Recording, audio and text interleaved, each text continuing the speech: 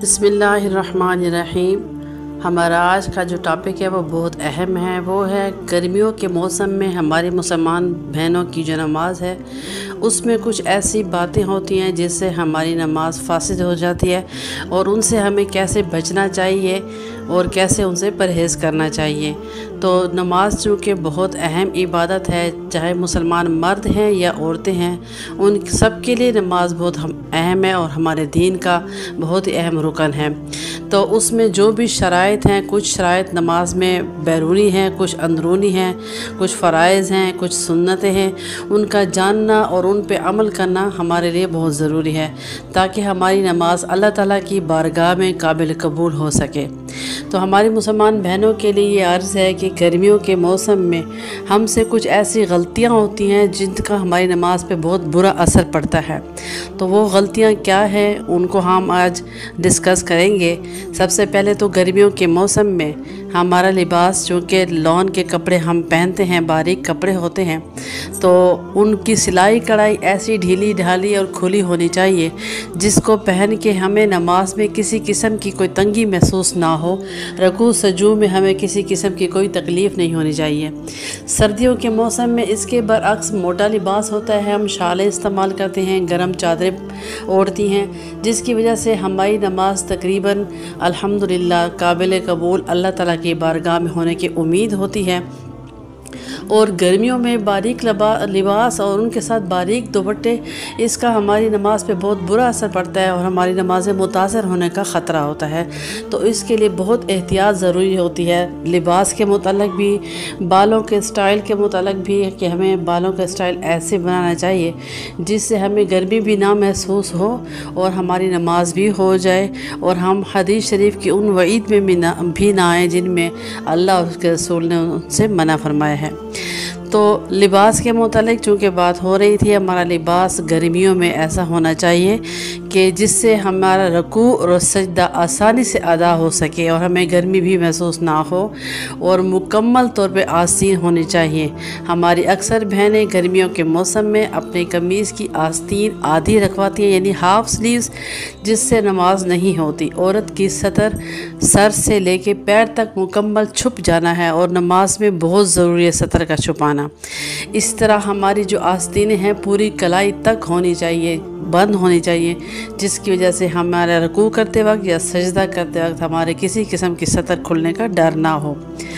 और दुपट्टे, चूँकि आजकल हमारे लॉन के कपड़ों के साथ अक्सर शफून या जारजट के ऐसे कपड़ों के दुपट्टे आ रहे हैं जो बहुत बारीक होता है, और हदीस शरीफ की रोशनी में ऐसे कपड़े का दुपट्टा ओढ़ना जिससे बालों का रंग नज़र आए या औरत के बाल नज़र आएँ, वो आम हालात में भी अल्लाह और उसके रसूल सल्लल्लाहु अलैहि वसल्लम ने पसंद नहीं फरमाया।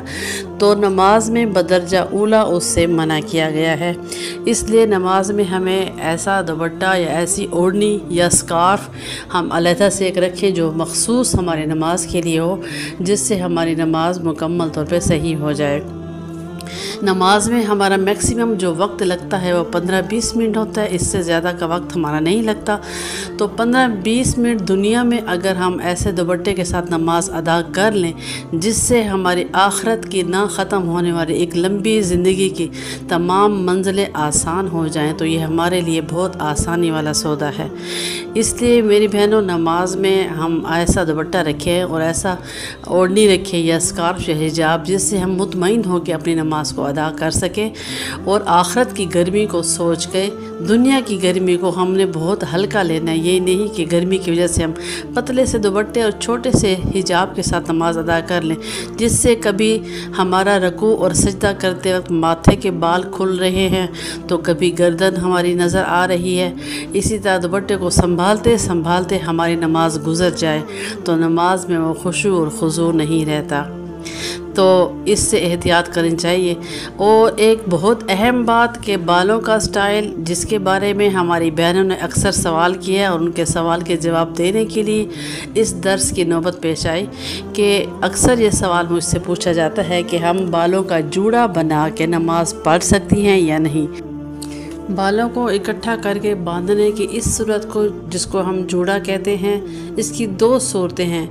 एक वो جس سے اللہ کے رسول صلی اللہ علیہ وآلہ وسلم نے منع فرمایا ہے وہ یہ کہ سر کے بیچوں بیچ اتنا اونچا کر کے جوڑا باندھنا، جس کو حدیث شریف میں کے الفاظ میں اونٹ کی کوہان سے تشبیہ دی گئی ہے، وہ ممانعت عام صورتحال میں بھی اور نماز میں بھی۔